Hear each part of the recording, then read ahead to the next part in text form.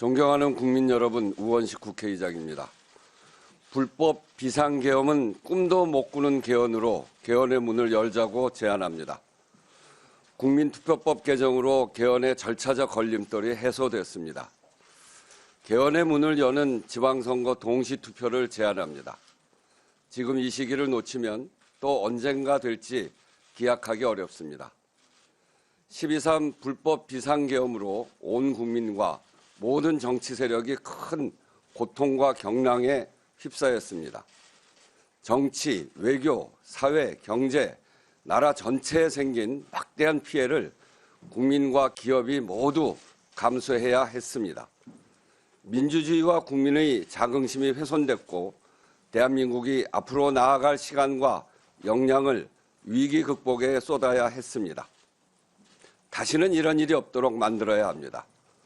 불법 비상계엄을 근원적으로 막는 제도적 방벽, 계엄에 대한 국회의 통제권을 강화하자는 것입니다. 국회가 계엄 해제를 요구하면 그 즉시 계엄 선포 후 48시간 이내에 국회의 승인을 받지 못하면 그 즉시 자동으로 계엄이 무효가 되도록 하자는 데 국민의 의견이 압도적으로 모였습니다. 비상계엄의 여파가 다 끝나지 않았고 그로부터 국민이 요구하는 개헌의 내용이 분명하게 집약된 지금 이 기회를 놓치지 말아야 합니다. 민주주의 헌법 정신도 더욱 공고히 해야 합니다. 현행 헌법 전문의 4.19 민주 이념에 더해 주요 민주화 운동을 명시하자는 논의가 오래전부터 폭넓게 계속됐습니다. 특히 5.18 정신 헌법 전문 수록은 여야 모두가 국민께 약속했습니다. 지방선거일 동시투표의 계기성을 10분 살려 지역균형 발전 정신을 포함할 것도 제안합니다. 국회 조사에서 국민의 83%가 지역 간 불균형 해소와 지역균형 발전에 대한 국가의 책임을 헌법에 명시해야 한다는 의견을 밝혔습니다. 단계적 개헌으로 반드시 이번에는 개헌을 성사시킵시다. 지금까지 전면적 개헌 시도는 번번이 실패했습니다. 헌법은 결국 39년을 제자리에 묶여 있었습니다. 한꺼번에 하려다 아무것도 하지 못하는 세월을 반복하지 말고 할 수 있는 만큼 합의되는 만큼만 한다는 방향을 분명히 해야 합니다. 전문가와 국민의 의견도 같습니다. 개헌에 찬성하는 사람들 대다수가 단계적으로 부분 개헌을 해야 한다는 판단에 동의했습니다. 전면적 개헌보다 단계적 개헌으로 최소 수준의 개헌으로 첫 발을 떼야 합니다.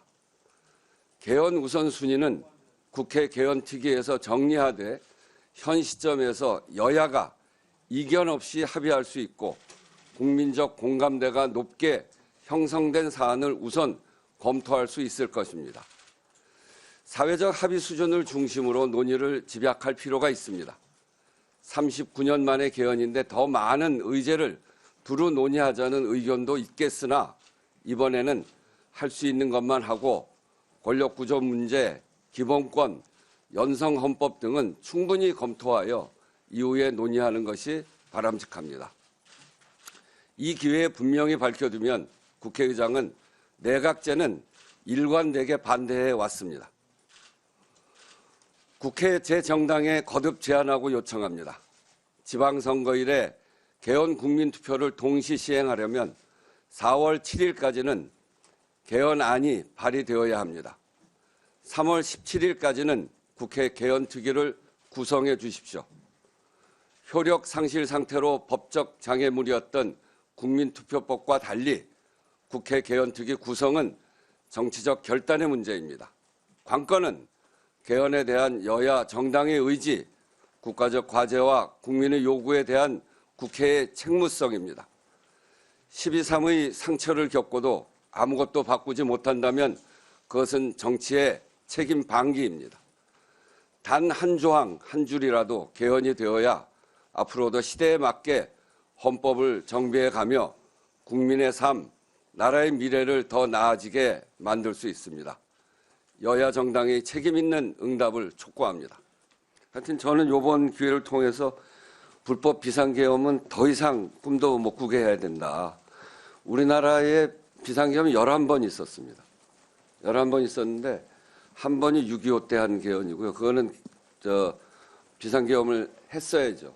근데 나머지 10번의 계엄은 다 민주주의를 탄압하고 권력을 강화하고 독재를 강화하는 그러려고 했던 계엄들이거든요. 이런 것이 다시는 없어야 되기 때문에 요번 이 기회에 이것만큼은 바로 잡자. 그래서 제목을 처음에 불법 비상계엄을 꿈도 못 꾸는 계엄을 하자 이렇게 제안한 겁니다. 그 점을 강조해서 해주시면 감사하겠습니다.